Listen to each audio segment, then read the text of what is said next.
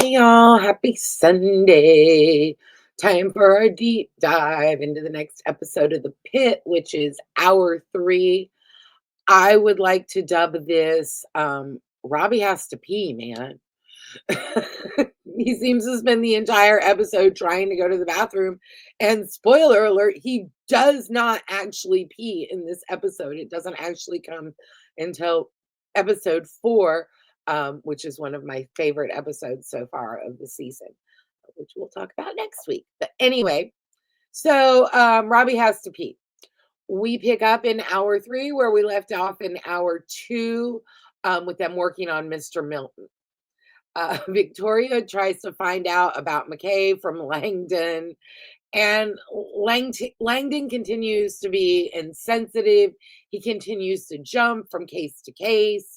He talks a lot about some bullshit he's pulling on his wife, trying to bring in a dog into the house without talking to her. What the fuck ever. Anyway, um, Heather talks with the woman from Nepal who asks her when she's due. And she's like, how the fuck did you know that? Now we're on to Mr. Spencer. Uh, Dr. Robbie checks in on Mr. Spencer and then rats. The exchange about the rats with Heather and Robbie, you see a little bit more of their history. I like that. Back to Mr. Milton. Santos, it continues to be insensitive. McKay catches an OD in a car. They finally call Milton. The shot of the woman from housekeeping as Milton flatlines. She takes a moment of silence. Beautiful. Loved it. Fuck with it. Those details are what make me love the fucking Pit. All right. Yeah. We care about Mr. Milton because of how it impacts Huckleberry, right? It it also shows us the kind of the tone of the ER that Robbie runs. Sorry, sometimes I can't read my notes, and sometimes maybe I smoked a little too much. Robbie, they take a moment of silence with Mr. Milton.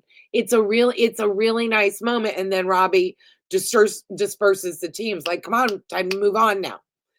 McKay, her fentanyl OD turns out, we find out, I think, a little bit later that this girl actually got the fentanyl, which they thought was Xanax, from the kid who's brain dead, Nick. So let's see. Mel and Huckleberry are still with Mr. Milton waiting for a debrief. And Mel starts to hum to deal with the grief, and Huckleberry thinks it's weird. Obviously, if you know anybody that lives on the spectrum or anybody that like has trouble self-soothing, that's a lot. Like, I don't think it's that weird, but nobody that lives in my house is neurotypical, right? So I think it's totally normal. But it also starts to build a relationship between Mel and Huckleberry. Whitaker, but he'll always be Huckleberry to me. The Milton debrief. Robbie lets Huckleberry know that they couldn't have done anything. That the way he presented, they did everything that was medically appropriate, and you can't predict it. Poor Kiara and Robbie clearly, every time it gets emotional, and obviously he's not dealing with it himself, he sends somebody to Kiara. The amount of secondhand trauma that woman experiences, poor thing. But Robbie does take a beat with Huckleberry. It's his first patient, and he's sensitive to that. I love him as a leader, not a great therapist, and of course that's not his job, but he does do a good job of leading his team. Anyway,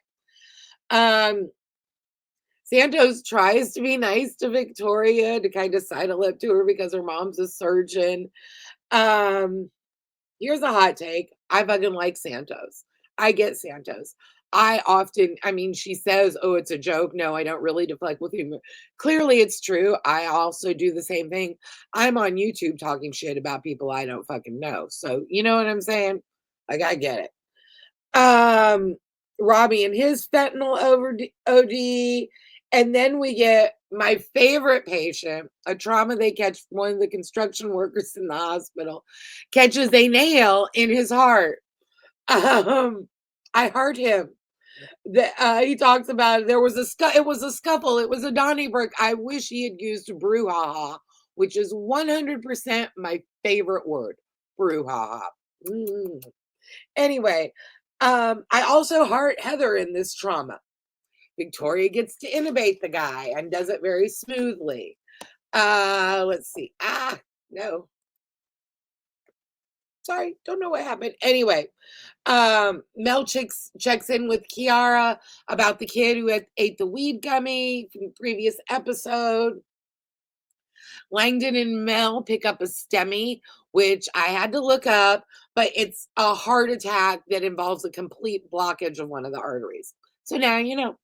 Da, da, da, da. Anyway, back to the nail guy. Santos gets to learn kind of at Garcia's elbow. Everybody's exchanging looks. Clearly, they're intimating that Garcia is queer, and that she's only kind of allowing Santos to learn at her elbow because she's attracted to her. Is it true or not? I don't know. I personally think Garcia sees something in Santos, and that's just me.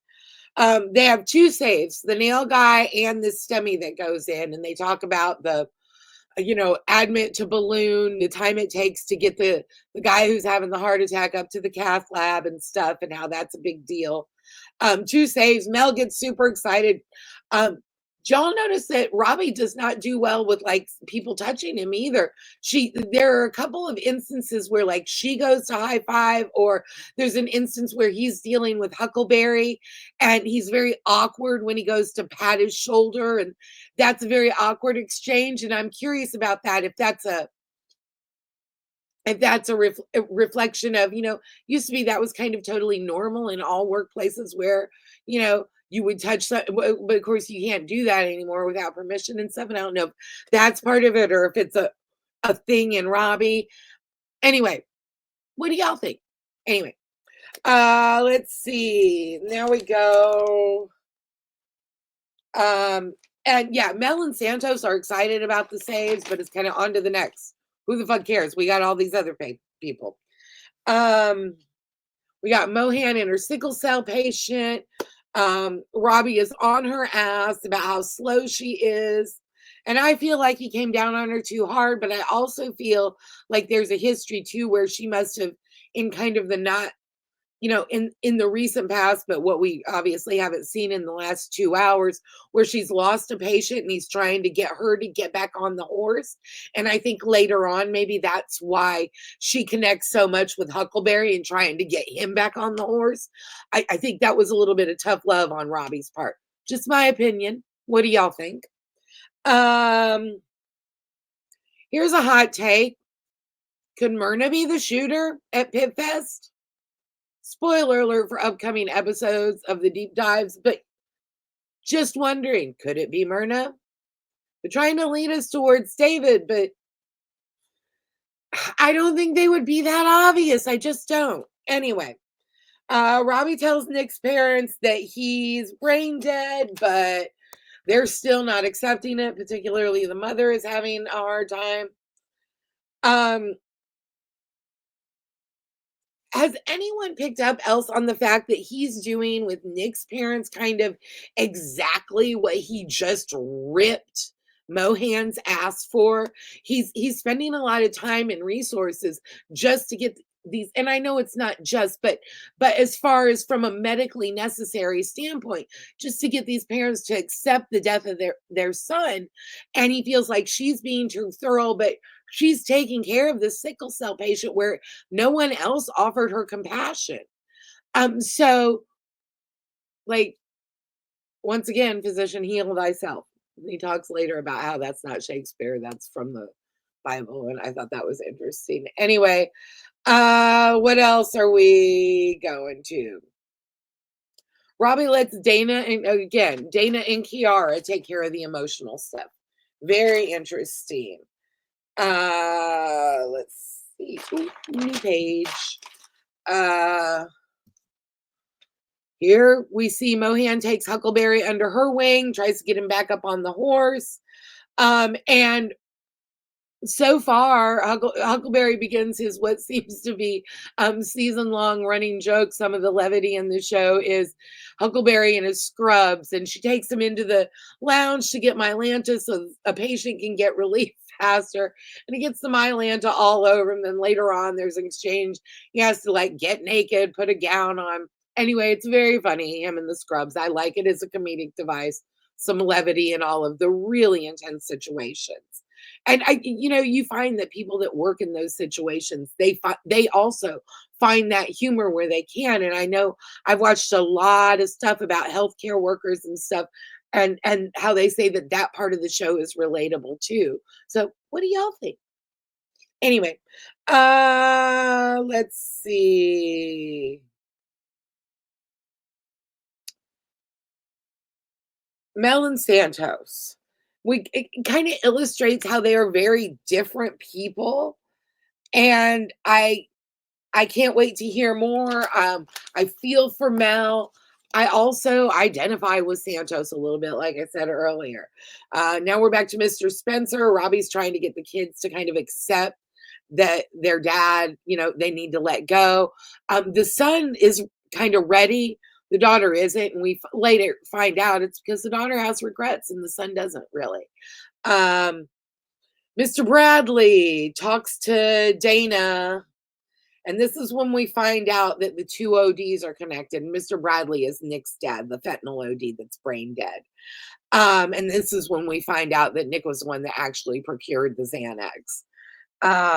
Bradley screams at Jenna, the girl that OD'd, that they were able to revive with Narcan, that McKay had caught. And she screams back, he gave me the fucking drugs. Let's see. Huckleberry in the scrubs, Robbie and Nick's parents. He calls Kiara because mom can't let go still. McKay asks Robbie then about David and if he's gotten in touch with him, and pushes him to call the cops. And so we get a little bit of she says, she's not a stranger to men who hate women. And so we get a little bit more into her DV story. And this is again a question I've asked on earlier episodes. Was McKay right when she pushes and we later find out that she does call the cops on David, or did she overstep? My hot take is she kind of did overstep. But anyway, let's see. And David's MIA. I'm kind of learning he doesn't have any friends. But we still haven't seen the list or seen the letter. And again, I'm thinking this has something to do with a gamer. Sorry. Kiara tells Robbie to do what is necessary to keep everybody safe ethically. Let's see. Then one of my favorite scenes is Heather with the IV stand because of the rats. Again, we delve in more into their relationship, and you see there's clearly a history. And I find that very interesting. Again, Robbie's got to pee, and it keeps building tension and building tension. They catch a nicotine OD. Huckleberry's gun shy. Mohan helps him get back on the horse, and he gets this guy that has road rash that ends up like bleeding really badly later. But anyway, Robbie takes the sister of Abbott's vet that had died earlier in to say goodbye. And reads her the letter that Abbott wrote her. Everybody constantly crosses Robbie's boundaries, and that weighs on him, as we see in later episodes too.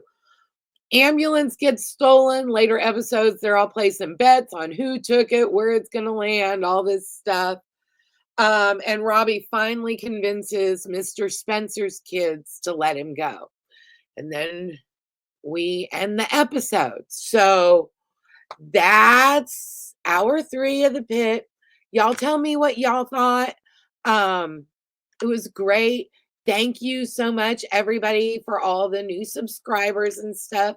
Join me tomorrow for Manic Monday. Check out the video.